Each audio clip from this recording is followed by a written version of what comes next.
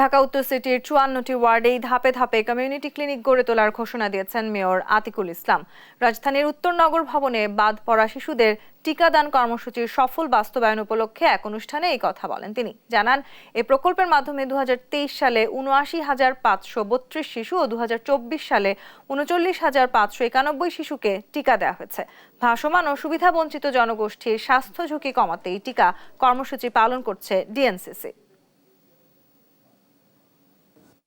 54 wards, if you can make our cities 54 community clinic, it will help a lot to all of us. আমাদের 10টি ট্রাকে প্রত্যেক দিন প্রায় 1 লক্ষ লিটার পানি 4 বার ছিটানো হচ্ছে। 4 লক্ষ লিটার পানি আমরা ডিস্ট্রিবিউশন করতেছি প্রত্যেক দিন।